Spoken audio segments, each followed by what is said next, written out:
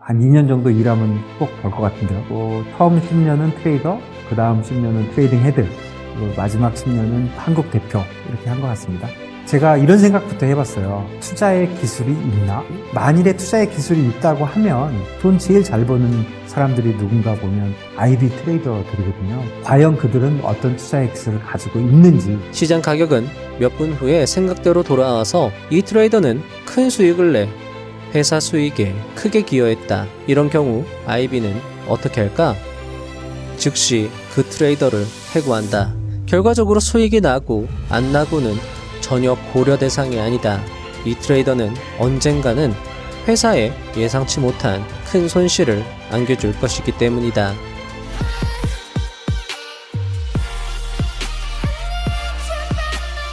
세월의 깊이가 물씬 느껴지는 이 사람의 이름은 김준송입니다. 우리는 이 사람에게 주목할 필요가 있습니다. 왜냐하면 그는 매일 시장에서 돈을 벌지 못하면 바로 퇴출당하는 냉혹한 IB 트레이더의 세계에서 30년간 성공적으로 생존해냈기 때문입니다. 아니, 그는 단지 생존한 것이 아니라 증명해낸 것입니다. 바로 운이 아니라 투자의 기술이 존재한다는 것을 말이죠. 사실 30년이라는 시간은 숫자 이상의 무게를 가집니다. 그 시간 동안 그는 매일 시장과 싸우며 돈 버는 투자란 무엇인가를 실전으로 체득해냈습니다. 그는 겸손하게 자신을 감췄지만 그가 어떤 사람인지 이력은 이미 말해주고 있습니다. 그리고 이제 그가 직접 말합니다.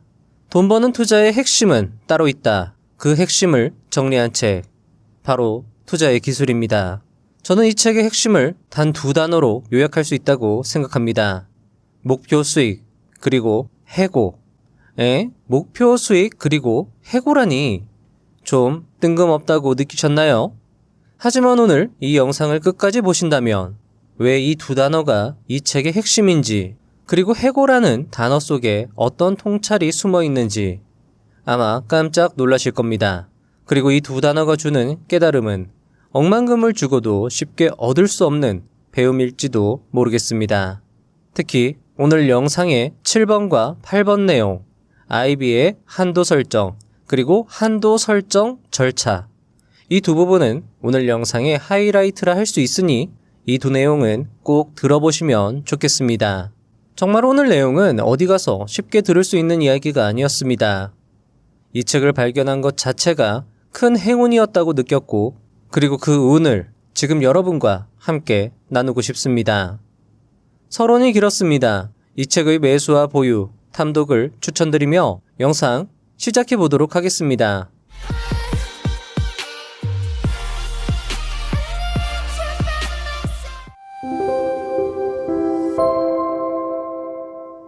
(1) 금융 투자를 해서 돈을 벌 수 있을까? 투자를 해서 돈을 벌 수 있을까? 중요한 화두가 아닐 수 없습니다. 저자의 이야기를 들어보시죠. 나는 지난 30년 동안 7개의 IB 투자은행에서 트레이더로 일했다. 운 좋게도 트레이더로 30년을 버텨낸 것이다. 이제와 돌이켜보니 성공적인 트레이더가 되기 위해서는 깊은 학구적 지식이나 특별한 트레이딩 전략을 습득하는 것보다 상품과 시장에 대한 기본 개념을 제대로 이해하는 것, 절제와 위험 관리를 철저히 하는 것이 더 필요했다. 그러면 개인 투자자도 금융 투자로 돈을 벌 수 있을까? 이 질문을 몇 개로 나누어 답해보면 다음과 같다. 기관 투자자들은 투자로 돈을 버는가? 대체로 어느 정도 수익은 내는 것 같다. 글로벌 IB 트레이더들의 수익은 어떠한가? 트레이딩에서 꾸준히 그리고 상당한 금액의 수익을 낸다. 그러면 개인 투자자도 IB 트레이더처럼 거래하면 되지 않을까? 개인도 IB처럼 거래하지 못할 이유는 없다. 특히 IB에서 투자를 결정하는 트레이더의 일상은 개인 투자자와 크게 다를 것이 없다. 대표적 글로벌 IB들은 서로 매우 유사한 영업 모델을 가지고 있다. 이를 올바르게 이해한다면 IB는 개인 투자자들의 훌륭한 투자 모델이 될 수 있다. 엄청난 수학적 지식이나 흔히 말하는 타고난 동물적 감각 같은 건 없다. 개인 투자자에 비해 특별한 지식이나 비법을 갖고 있는 것도 아니다. 상품과 시장에 대한 이해와 절제, 위험 관리가 된다면 개인 투자자도 훌륭히 트레이딩을 할 수 있다. 2. 전업 개인 투자자. 개인 투자자가 시장에서 꾸준히 돈을 벌 수 있을까? 다른 직업 없이 평생 전업 개인 투자자로 사는 것이 과연 가능할까? 물론 가능하다. 다만 그러기 위해서는 어느 정도 준비가 필요하다. 지난 20에서 30년의 금융 투자 시장을 돌이켜보면 가장 큰 변화는 기관 투자자의 직접 투자 감소와 개인 투자자의 약진이라고 하겠다. 모든 것의 출발은 비약적인 기술 발전이었다. 인터넷, PC, 핸드폰 등의 발전은 정보의 접근성과 금융거래 시스템을 크게 향상시켰다. 정보의 접근성 확대로 개인 투자자들은 이전보다 엄청나게 많은 정보를 접할 수 있게 되었다. 반면 기관 투자자들은 그동안 독점적으로 누려왔던 정보와 자료를 모든 시장 참여자들과 공유하게 되었다. 기관 투자자의 입장에서 보면 상대적 경쟁력을 급격하게 상실하게 된 셈이다. 즉, 이제는 기관 투자자라고 해서 특별히 시장 정보를 더 많이 갖고 있다고 할 수 없다. 그리고 그에 따라 개인 투자자의 직접 투자는 양적, 질적으로 크게 증가했다. 그런데 개인 투자자의 투자 성과도 비약적으로 향상되었을까? 시장에서 어떤 한 그룹의 투자가 증가했다는 사실은 그 그룹의 투자 성과가 나쁘지 않다는 것을 반증한다. 즉, 개인 투자자의 투자 성과도 이전의 기관 투자자의 성과 상대치와 비교했을 때 분명히 좋아졌다. 그러면 다른 직업을 가지지 않을 정도로 충분히 좋아진 것인가? 모든 개인 투자 성과가 그렇진 않을 것이다. 많은 개인 투자자들에게는 아직 시장에 대한 이해와 트레이딩 기술의 습득 측면에서 개선해야 할 점이 많다. 그렇다면 개인 투자자는 어떻게 투자를 해야 할까? 저자는 개인 투자자도 IB 트레이더처럼 투자하기 위해서는 시장을 이해하고 절제와 리스크 관리가 중요하다고 책에서 누누이 강조했습니다. 저자는 절제와 관련해서 미인 선발 대회를 예시로 잘 설명하고 있습니다. 저자의 이야기를 들어보시죠. 3. 미인 선발 대회. 미인 후보 10명이 있다. 심사위원은 100명이고 심사위원은 각자 1만원씩 베팅할 수 있다. 그리고 1위에 투표한 심사위원은 베팅액을 균등하게 나눠 갖는다고 가정해보자. 만약 내가 심사위원이고 돈을 버는 것을 유일한 목적으로 삼는다면 어떤 후보에 투표해야 할까? 내가 봤을 때 기호 1번이 제일 예쁘고 모든 방면에서 가장 완벽한 미인이다. 기호 2번은 1번보다 예쁘지는 않은데 내가 좋아하는 타입이다. 기호 3번은 오늘 모인 다른 심사위원들을 보았을 때 가장 좋아할 만한 미인이다. 이 경우 누구에게 투표해야 돈을 벌 수 있을까?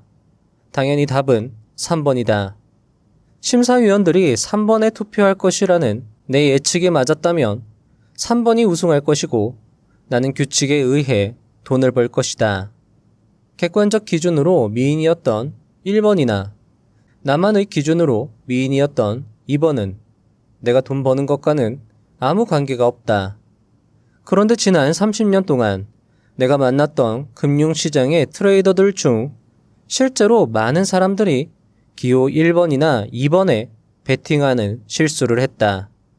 나 역시 다르지 않아서 여러 번 그런 실수를 한 것 같다. 기호 1번을 선택하는 것은 보통 펀더멘털을 중시하는 사람들이 흔히 하는 실수다.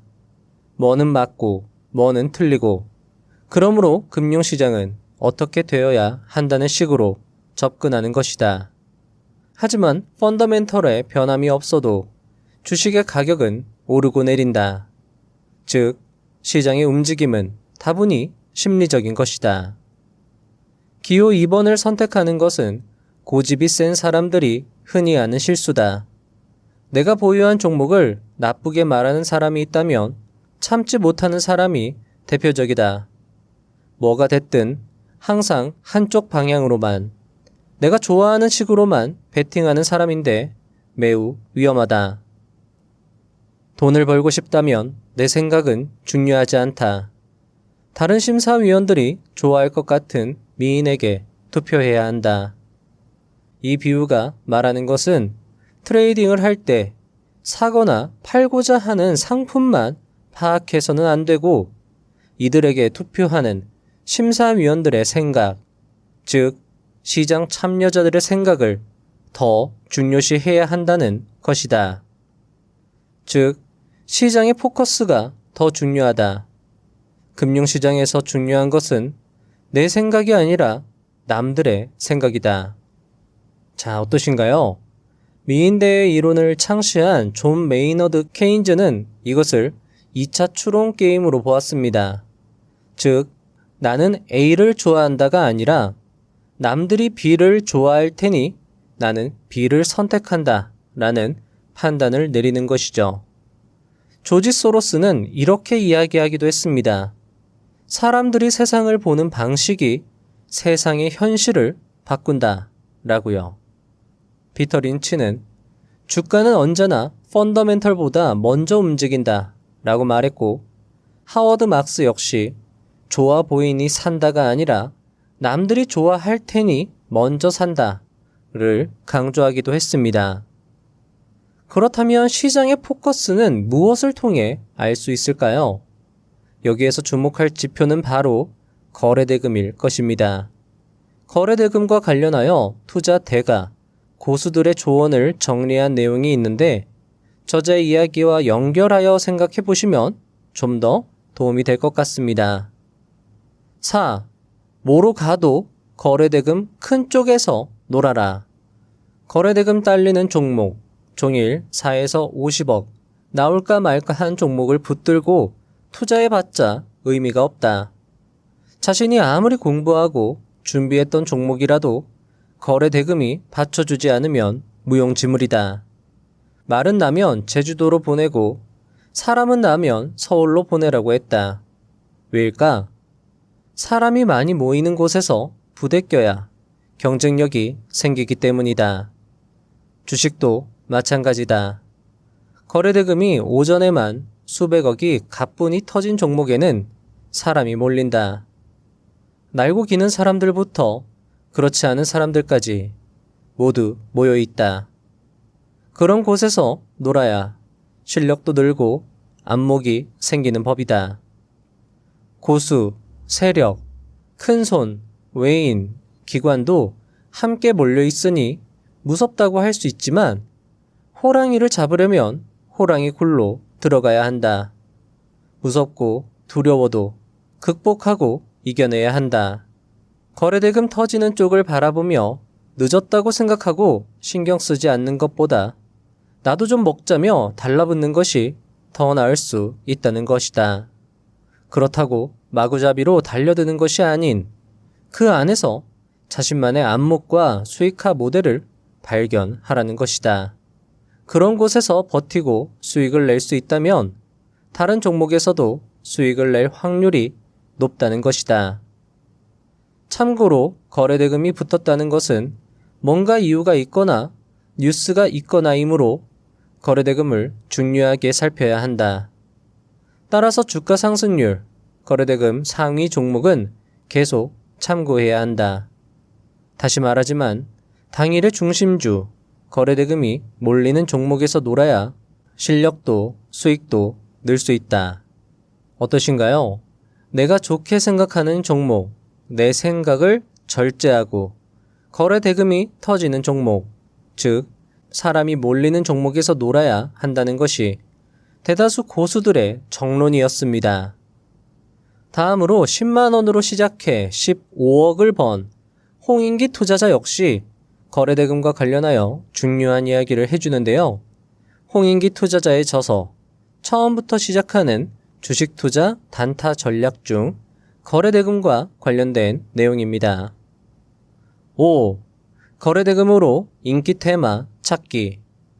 주식시장에서 가장 인기 있는 테마는 거래대금 상위 종목을 참고하면 쉽게 확인할 수 있다. 주식시장은 계속해서 돈이 흐르는 곳이다. 단기 매매 성공 확률을 높이기 위해서는 내가 오를 것 같다고 생각하는 주식이 아니라 많은 투자자의 관심, 즉 돈이 몰리는 곳에 집중해야 한다. 거래대금 상위 종목을 확인하는 것은 단기 매매 종목 선정의 핵심이다. 부동산에서 실거래가를 신뢰하는 것처럼 주식시장에서는 거래대금을 신뢰할 수 있다. 거래대금은 주식시장의 자금이 어디로 향하고 있는지를 보여주는 확실한 지표이다. 키움증권 0184창으로 우리는 거래대금 종목을 확인할 수 있다. 여기서 가장 먼저 할 일은 주도 테마를 찾는 것이다.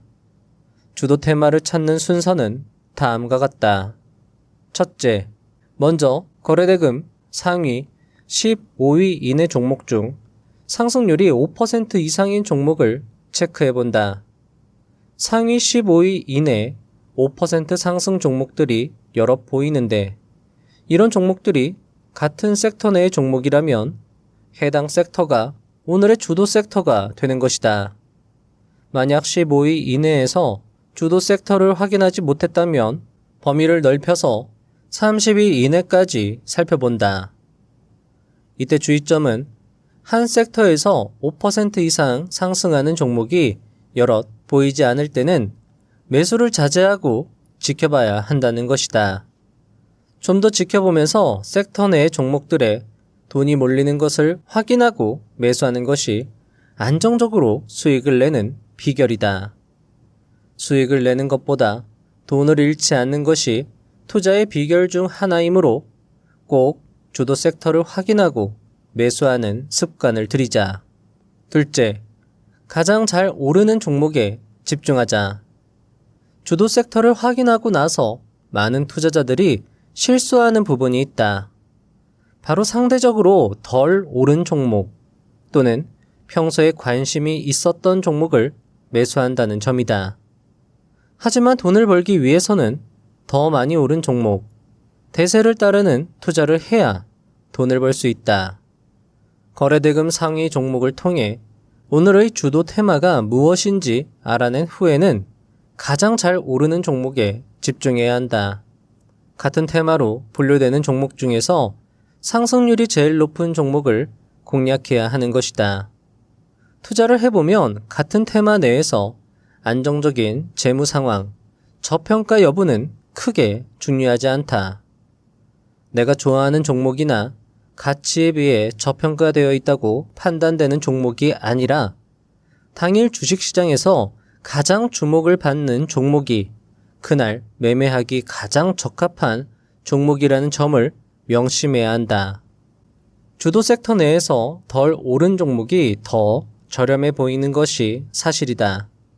하지만 실제 투자를 해보면 덜 오른 종목의 움직임은 지지부진하고 되려 높이 상승한 종목이 더 높이 상승하는 경우가 많다.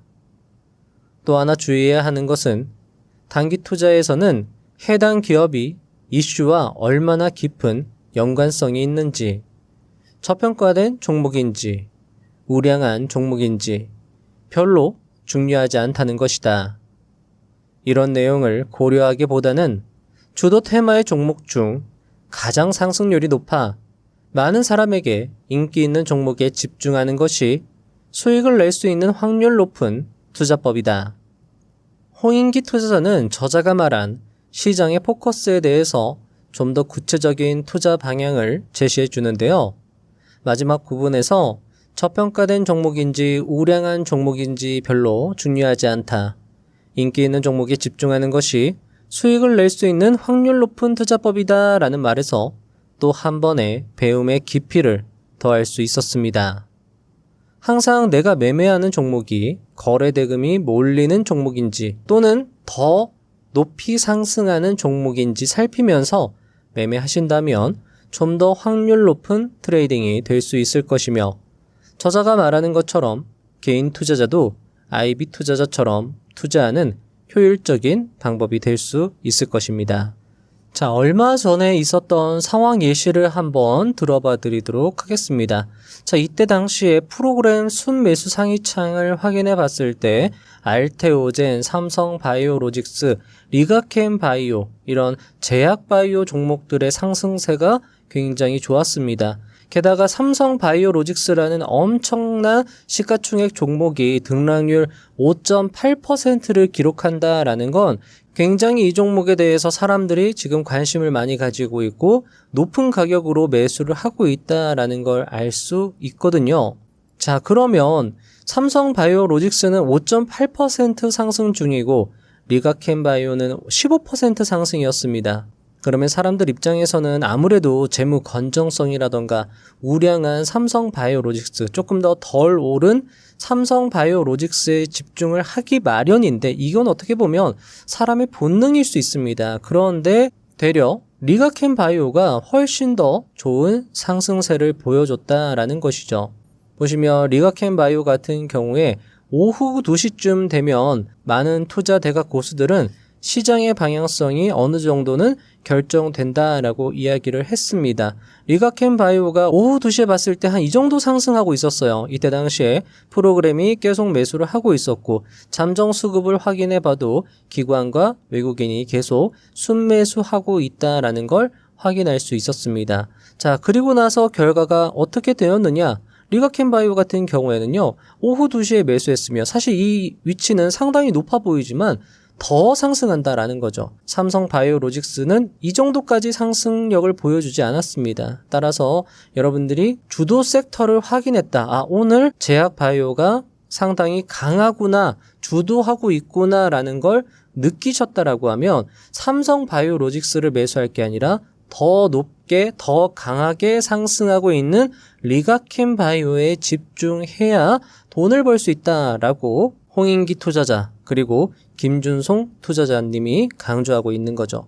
어쩌면 삼성바이오로직스를 더 좋게 보고 있고, 리가캠바이오는 사실 어떻게 보면 약간 생소한 종목이다라고 생각할 수 있겠지만, 리가캠바이오가 분명한 제약바이오 섹터고 이 주도 섹터 내에 포함된 종목이고, 그 종목이 더 강하게 상승하고 있다라고 하면 내 생각을 내려놓고 시장의 움직임에 따라서 반응할 줄 알아야 돈을 더 잘 벌 수 있다라고 대가들은 강조를 하고 있으니까, 요 기법 어쩌면 여러분들 본능과는 약간 거스르는 약간 불편한 투자법일 수 있어요. 그래서 당장에 매수를 하실 때는 매수 버튼이 쉽게 여기로 가기가 어려울 수 있지만, 한번 연습을 해보시면서 스스로 검증해 보시고, 이게 정말 맞구나, 대가 고수들이 하는 말이 맞구나 라고 생각이 드시면 계속 그런 식으로 내 생각이 아니라 사람들이 좋게 생각하는 종목에 집중하자, 이렇게 계속 여러분들 어떤 투자의 방향성을 맞춰 나가신다라고 하면 여러분들도 훌륭하게 IB 트레이더들처럼 또는 10만 원을 15억으로 만든 홍인기 투자자처럼 매매할 수 있다, 이렇게 말씀드릴 수 있을 것 같습니다. 자, 하지만 거래 대금이 중요하다고 한들 오늘의 핵심은 아니었습니다. 목표 수익과 해고의 내용은 7번, 8번의 이야기에서 이어질 것입니다. 기대해 주시면 좋겠습니다. 채널을 고정해 주세요. 6. 모든 것은 심리전. 모든 것이 심리전이다.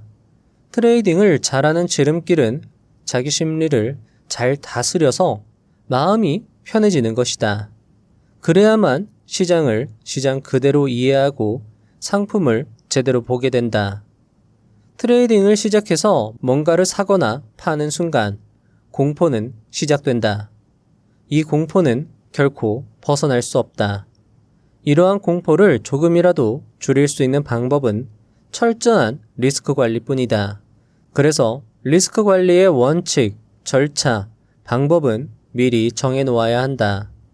뭔가를 사거나 팔기 직전에 이 새로운 포지션에 관련된 나의 계획을 어디엔가 적어놓는 것도 좋은 방법이다. 예를 들어 내가 삼성전자를 7만 원에 사면서 10만 원이 되거나 1년이 지나면 무조건 팔겠다. 또는 5만 원 밑으로 가도 무조건 팔겠다고 적어 놓는 것이다. 이 세 가지 중에 적어도 하나는 1년 내에 발생하게 되므로 나는 최소한 그때까지는 마음 편하게 지켜볼 수 있다. 보통 포지션을 갖기 전에는 그래도 우리가 정신을 차리고 있다. 그러나 포지션을 갖고 일단 시장이 변하기 시작하면 공포와 탐욕의 회오리 속에서 제대로 된 판단을 하지 못할 수가 있다. 그러므로 이 소용돌이에 빨려 들어가기 전에, 즉 내가 조금이라도 맑은 정신일 때 나의 생각이나 계획을 어딘가 적어놓고 그 이후에는 그것을 꼭 지키는 방법이 도움이 될 것이다. 공포는 기본적으로 벗어날 수 없지만 자기 절제를 갖추면 이 공포에서 조금은 자유로워질 수 있고, 그러면 조금이라도 나은 예측과 판단을 하는데 도움이 된다. 그렇다면 탐욕은 어떨까? 탐욕은 더욱더 벗어날 수 없는 것 같다. 그러나 탐욕에는 양면이 존재한다. 주식시장의 격언 중에 이익을 손해로 만들지 말라는 말이 있다. 벌었던 것을 계속 들고 가다가 터지지 말라는 것이다. 당연한 말이고 좋은 말이다. 그렇지만 반대로 너무 쉽게 만족해서 일찍 팔아서도 안 된다. 삼성전자 주식을 20년 전에 샀으면 약 20배를 벌 수 있었다. 투자 또는 투기를 해서 20배를 벌려면 어떻게 해야 되는가? 10%를 벌었을 때 팔지 말아야 하고 50%, 2배, 5배, 10배, 15배, 그리고 19배에도 팔지 말아야 한다. 그래야 20배를 벌 수 있다. 결국 빨리 파는 것이 나쁠 수도 있다. 뿐만 아니라 트레이딩을 하다 보면 손해를 볼 때가 많다. 그러니까 벌 기회가 왔을 때는 버틸 때까지 버텨서 확실하게 벌어야 한다. 흔히 경험이 많지 않은 이가 트레이딩 하는 것을 보면 10번 포지션을 잡으면 8번을 버는데 전체적으로 보면 손해를 보는 경우가 많다. 벌 수 있을 때 꽁돈이 생겼다며 쉽게 팔아서 조금만 벌고, 터질 때는 괜찮겠지 하고 들고 가다가 크게 터지는 것이다. 탐욕의 양면을 잘 살펴야 하는 이유다. 공포와 탐욕 사이에서 지내다 보면 결국 남는 것은 고통과 인내인 것 같다. 공포와 참기 어려운 고통이 오면 결국 인내를 해서 견뎌내야 하는데 이것이 말처럼 쉽지 않다. 그러니 견딜 수 있는 만큼만 베팅해야 한다. 여기서 견딜 수 있다는 것은 돈, 즉 베팅 금액이 아니라 마음이다. 본인이 심정적으로 견딜 수 있는 만큼, 예를 들어 편안하게 잠은 잘 수 있을 정도까지만 베팅하는 것이 방법일 수 있다. 많은 투자 대가들은 편안하게 잠잘 수 있을 정도로 베팅할 것을 강조합니다. 특히 5조 자산가 폴 튜더 존스의 경우 한 번의 큰 베팅으로 자산의 절반을 잃고 난 뒤 절대 행복을 방해할 만큼 자신은 베팅하지 않는다고 강조하기도 했습니다. 그래서 그는 항상 작게 시작해서 불타기 한다고 언급했습니다. 작게 시작해서 5조 원을 벌 수 있다는 것이 실감되지는 않지만 그만큼 심리를 안정시키고 투자를 하니 더 오랫동안 버틸 수 있었고 추세를 먹어 큰 수익률을 거둘 수 있었던 것이죠. 7. IB의 한도 설정. 자, 이번 내용은 앞에서 말씀드린 오늘 영상의 하이라이트입니다. 기관 투자자 입장에서 베팅 규모를 결정하는 방법에 대한 이야기인데요. 실제 투자은행에서 근무한 실무자의 이야기를 생생하게 들을 수 있다는 것 그 자체만으로도 분명 의미가 있을 것 같습니다. 저자의 이야기 함께 들어보시죠. IB 영업에서 발생할 수 있는 각종 리스크에 대해 사전에 한도를 설정하는 일은 매우 중요하다. 리스크가 너무 크면 회사가 감당을 하지 못하고 부도가 날 수도 있지만 반대로 너무 작으면 수익을 제대로 창출할 수가 없다. IB 트레이더 입장에서 보면 트레이딩 한도, 즉 시장 위험 한도는 매우 민감한 문제다. 개인적으로는 한도를 많이 받아서 수익을 많이 낼 수 있고 또 그래야 보너스도 많이 받고 승진도 더 빨리 할 수 있게 된다. 물론 한도가 크면 손실도 그만큼 크게 날 수 있으므로 그에 따른 스트레스도 가중될 것이다. 그러나 트레이더라는 직업을 선택한 이상 그 스트레스를 관리하고 감당하는 것은 당연하다. 따라서 대부분의 트레이더들은 더 나은 성과를 위해서 더 많은 한도를 원한다. 하지만 트레이딩 룸의 헤드 입장에서 보면 무턱대고 아무에게 한도를 높여줄 수 없는 일이다. 그러다 보니 항상 많은 생각을 하게 됐고 또 손익과 리스크에 관련된 여러 가지 요인과 그 결과를 유심히 살펴보게 되었다. 그동안 내가 IB에서 경험하고 또 나름대로 생각했던 것을 정리해보면 다음과 같다. 8. 한도 설정 절차. 시장 위험의 설정 절차는 크게 3단계로 구분된다. 1단계는 목표 수익을 설정하는 단계다. 내가 얼마만큼의 돈을 벌고 싶은지가 시장 위험 한도 설정의 출발점이다. 돈을 많이 벌려면 당연히 위험 한도가 커야 하고 위험이 크면 손실의 가능성도 그에 비례하여 당연히 커진다. 그러므로 큰 돈을 벌려면 위험을 늘려야 하고 큰 손실의 위험을 지기 싫다면 목표 수익을 낮춰야 한다. 너무나도 당연한 말인데 알기가 쉽지 않다. 나 역시 처음 IB에서 리스크 한도를 정하는 첫걸음이 목표 수익을 정하는 것이라는 사실을 배운 후 마치 큰 깨우침을 얻은 듯 아 그렇구나 라고 말했던 기억이 난다. 2단계는 스톱 로스 금액을 설정하는 단계다.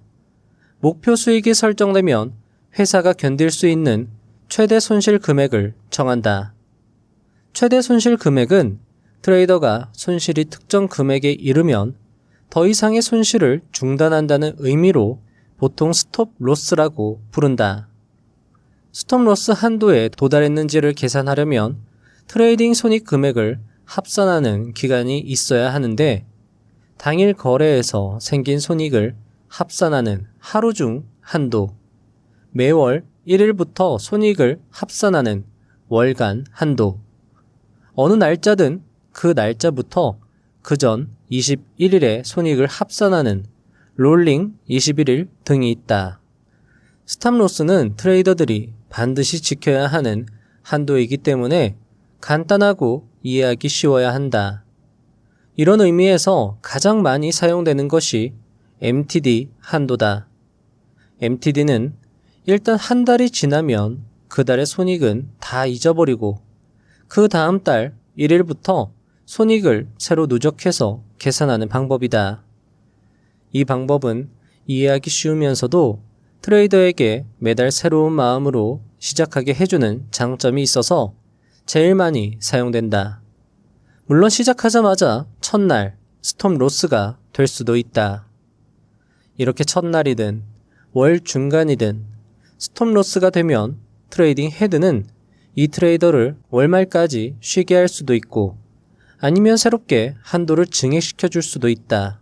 그러나 한도 증액은 트레이딩 헤드가 갖고 있는 스톱 로스 한도 내에서 이루어져야 하고 또한 그 자체로 매우 신중해야 한다.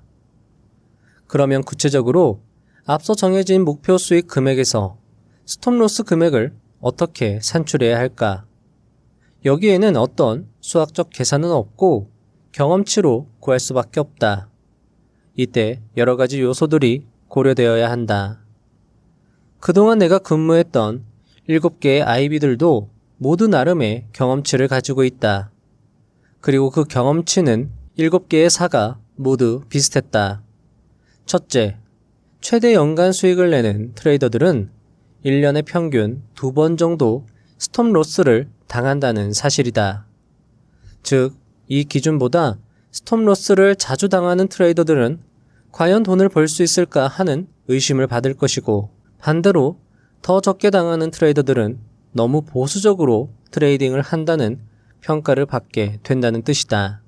예를 들면 회사는 몇 년간 스톱로스를 한 번도 안 당한 트레이더들을 훌륭한 트레이더로 보는 것이 아니라 회사가 스톱로스 금액을 너무 많이 준 것은 아닌지, 혹은 그 트레이더가 돈을 더 벌 수 있는 능력이 있는데 너무 소심하게 트레이딩을 하는 것은 아닌지를 판단하려고 한다. 둘째, 이렇게 1년에 2번 정도 스톱로스를 당하려면 연간 목표 수익의 약 8분의 1 수준을 월간 스톱로스로 정하면 된다는 것이다. 자, 여러분들, 요 한 줄 있잖아요. 요 한 줄이 어쩌면 굉장히 중요한 이야기가 될 수 있다라는 거죠. 이거 여러분들 아무 데서도 안 알려주는 거예요.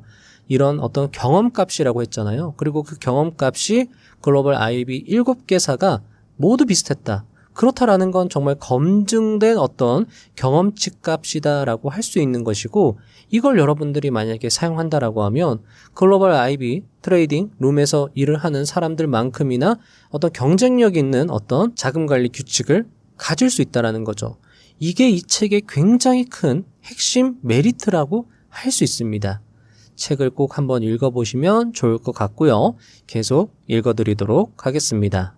트레이딩의 성격에 따라 이 수준을 조금 조정하기도 하는데 6분의 1 또는 12분의 1 정도로 조정이 가능하다.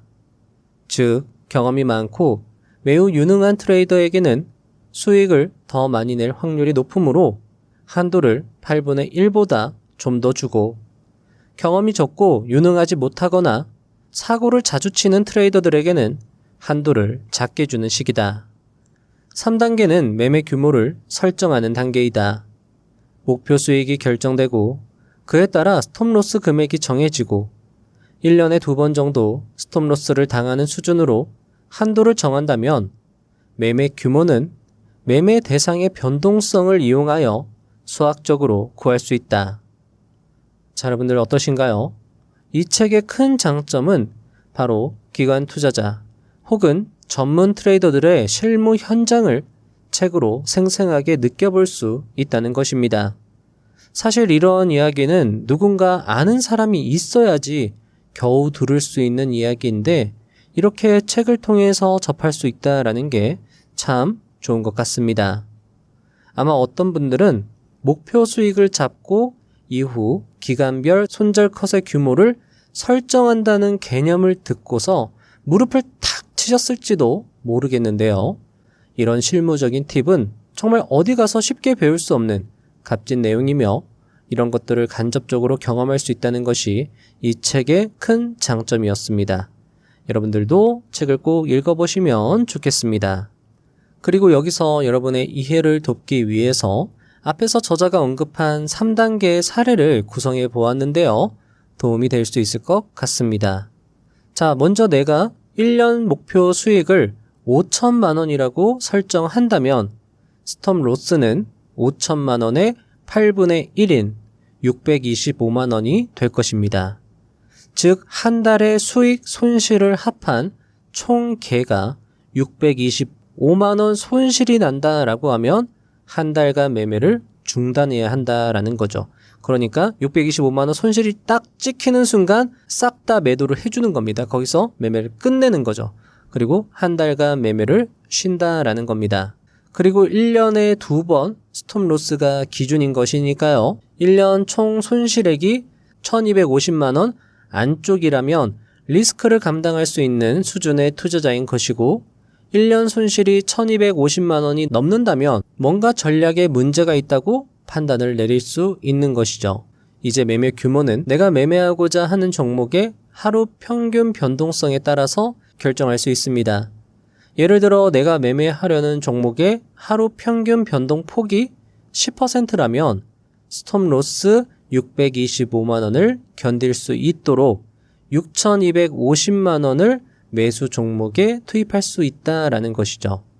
하루 평균 변동성이 더 작은 종목은 더 큰 비중으로 들어갈 수 있고, 변동성이 크다면 더 작은 비중으로 들어가야 하는 게 맞을 겁니다. 그런데 여기서 중요한 것은 1년의 스톱로스를 2번 넘기면 안 된다라는 거고, 따라서 매매의 신중 그리고 또 신중을 기해야 한다는 것이고, 정말 기회라고 생각되는 타점이 왔을 때 매수하는 전략이 필요하다라는 겁니다. 그리고 그것이 프로의 룰이라는 것이죠. 여러분들도 지금이라도 종이와 펜을 꺼내서 목표 수익에 대한 진지한 검토를 해보신 후 1년 목표 수익을 정해두고 투자를 진행해 보시면 어떨까 싶습니다. 한번 이 3단계를 여러분들 스스로 메모해 보시는 거죠. 자, 해보시면, 직접 해보시면 진짜 투자의 관점이 확 달라지시는 것을 느낄 수 있을 것이고, 어쩌면 오늘 영상이 여러분의 매매를 획기적으로 혁신해 줄 하나의 중요한 포인트가 될 수 있을지 모르겠습니다. 그래서 오늘의 핵심 단어 중 하나를 목표 수익으로 정한 것이죠.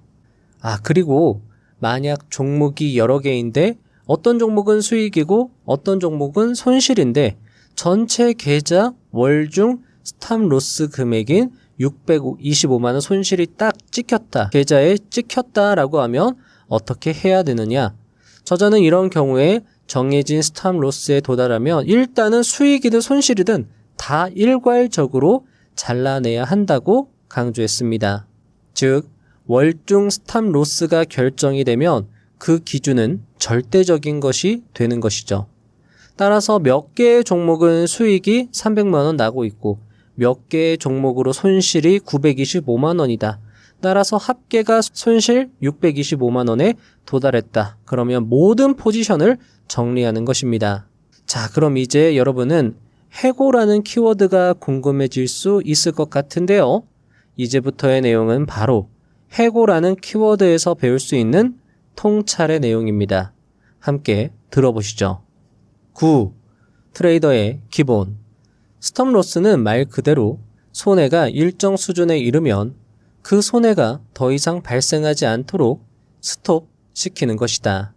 별것 아닌 당연한 개념이지만 트레이더가 지켜야 할 가장 중요한 원칙이다. 이는 IB 트레이더뿐만 아니라 개인 투자자들에게도 해당되는 이야기다. 개념상 아주 단순하고 쉬운 이 스톱로스를 지키지 못해 많은 사람들이 패가망신하는 모습을 나는 수없이 봐왔다. 참고로 IB는 트레이더가 스톱로스를 지키지 않으면 무조건 즉시 해고한다. 국내에서는 국내 노동법 때문에 즉시 해고가 불가능한 경우도 있고 또 트레이더가 해고에 반발하여 소송을 하는 경우도 있다. 그러나 어쨌든 IB는 무조건 해고한다. 그것이 정말 국내법상 불가능하면 최소한 다시는 딜링룸 근처에 얼씬도 못하게 한다. 실제로 누군가 한도 준수를 하지 않아서 회사에서 해고되었다는 소문은 시장에 순식간에 퍼지기 마련이다. 그 사람은 트레이더로서 설 자리는 이미 없어진 셈인 것이다. 10. 수익을 내도 해고. 어떤 사건으로 인해 시장에 순간적으로 있을 수 없는 일이 발생했다. 한 트레이더가 시장은 곧 회복될 것이 확실하다고 판단. 단 몇 분 동안 본인의 포지션이 스톱로스 한도에 이르렀지만 이를 무시하고 아무런 행동을 하지 않았다. 시장 가격은 몇 분 후에 생각대로 돌아와서 이 트레이더는 큰 수익을 내 회사 수익에 크게 기여했다. 이런 경우 IB는 어떻게 할까? 즉시 그 트레이더를 해고한다. 결과적으로 수익이 나고 안 나고는 전혀 고려 대상이 아니다. 이 트레이더는 언젠가는 회사에 예상치 못한 큰 손실을 안겨줄 것이기 때문이다. 스톱로스에 도달해도 잠깐 정도는 기다릴 수 있지 않나? 라고 생각할 수 있다. 하지만 잠깐이라도 기다리면 안 된다. 몇 분 후 혹은 몇 초 후에 더 좋은 가격이 있어 그 가격의 거래를 체결해도 당연히 스톱로스 위반이고 즉시 해고된다. 요약하면 트레이더들에게 스톱로스는 무조건 지켜야 하는 것이고 스톱로스에 이르면 본인은 어떤 개인적 판단을 해서도 안 된다. 그저 매뉴얼대로 그리고 평소 배운 대로 하면 된다. 사실 트레이더가 다른 욕심을 내지 않는다면 스톱로스를 지키는 것은 특별한 일도 아니고 매우 단순하고 쉽다. 지켜야 한다는 생각이 중요하고 이것이 트레이더의 가장 중요한 기본이다. 자, 여러분들 어떠신가요? 어쩌면 우리가 너무나도 쉽게 어기는 스톱로스가 다른 세계에서는 생과 사를 가른다는 것이 신기합니다. 스톱로스 한 번 어기면 그 세계에서는 완전히 매장이 되니 말이죠. 어쩌면 스톱로스, 즉 손절매를 너무 쉽게 생각하는 건 아닌지 반성할 수 있었던 계기를 이 책이 마련해 준 건 아닌가. 어쩌면 이 책을 읽고 크게 깨달아 스톱로스를 철저히 할 수 있게 된다면 이 책의 가치는 억만금 이상일 것입니다. 그래서 오늘의 두 번째 핵심 키워드를 해고라고 정한 것이죠. 이 내용은 꼭 책으로 읽어보시면 좋겠습니다.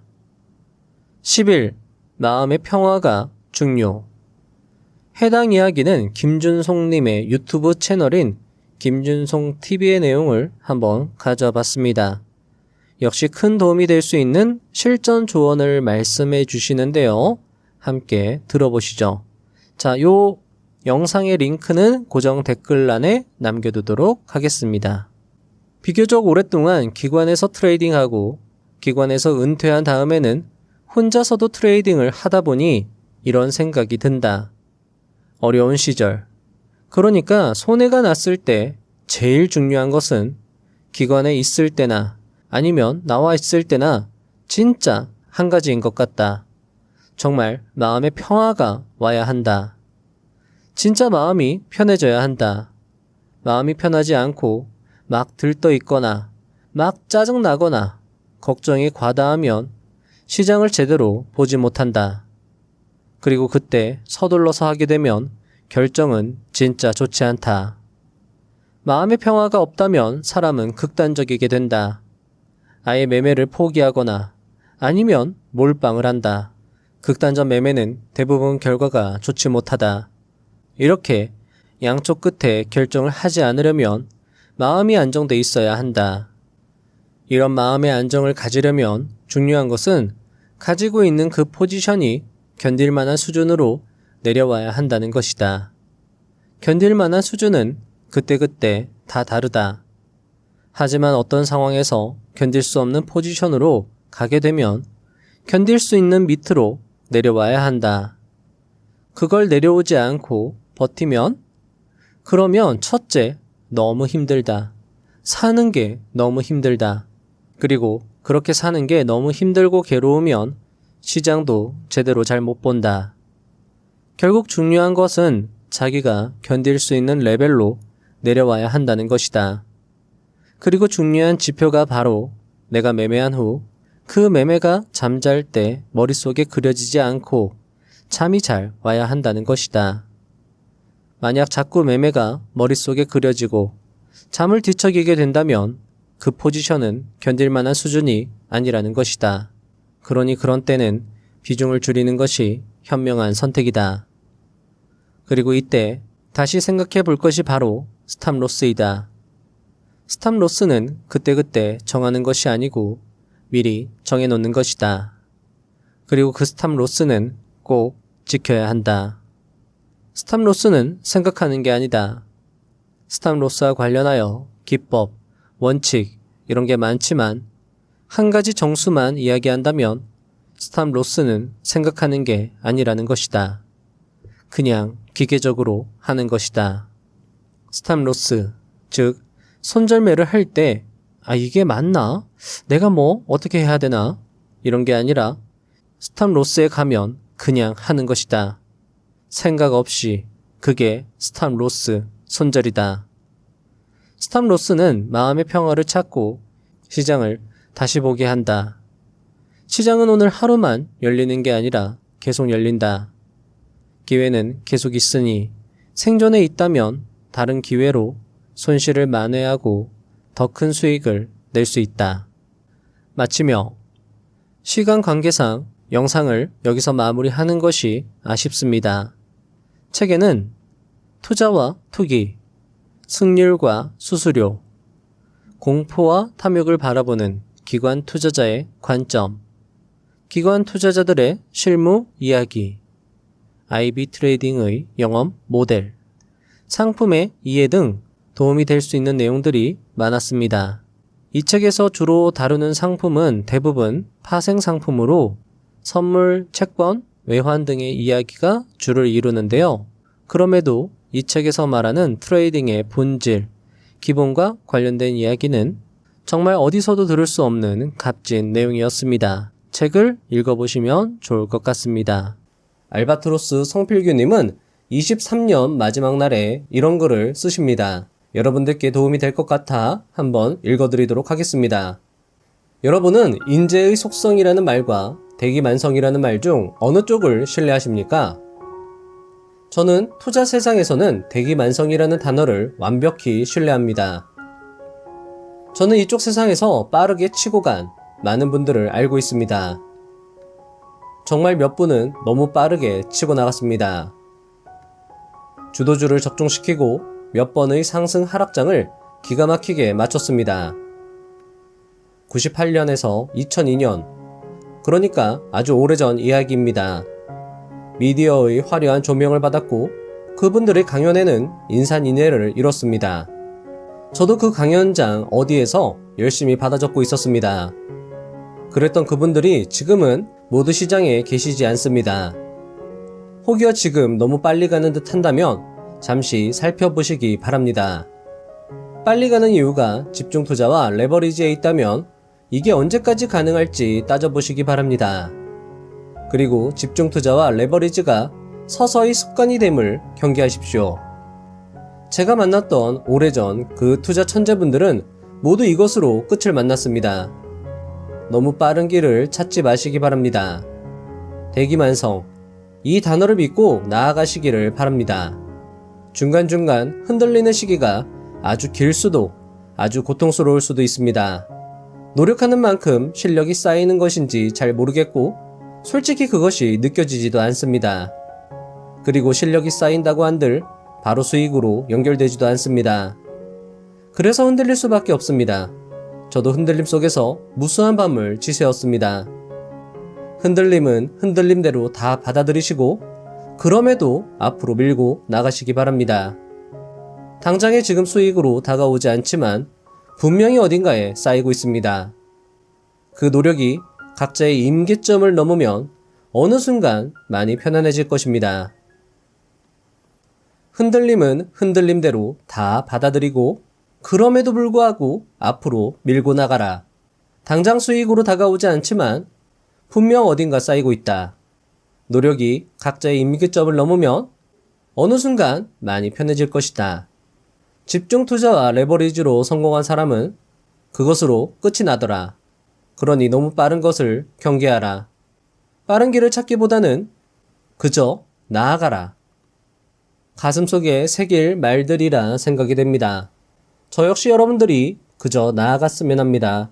실패도 성공도 그저 허상일 뿐이며 그저 실천하는 과정 속에서 행복을 느끼시면서 앞으로 그저 꾸준히 나아가셨으면 합니다. 그렇게 꾸준히 나아가시다가 가끔 뒤를 돌아보셨으면 합니다. 아마 굉장히 많이 앞으로 나아갔음에 스스로 놀라실지도 모르겠습니다. 그리고 이렇게나 발전했다는 사실에, 그리고 이렇게나 많이 벌었다는 사실에 스스로가 굉장히 대견할 것이고 그 성취감으로 더 앞으로 나아갈 수 있을 것입니다. 그리고 그렇게 앞으로 나아가는 그 순간 세상은 여러분들의 것이 되어 있을 것입니다. 부자의 선 채널은 그런 여러분들을 위해 뒤에서 응원드리고 도움드리도록 최선을 다할 것입니다. 다음 영상도 알차게 준비해서 오겠습니다. 감사합니다. 부자가 되는 지름길로 저와 함께 달려가시죠.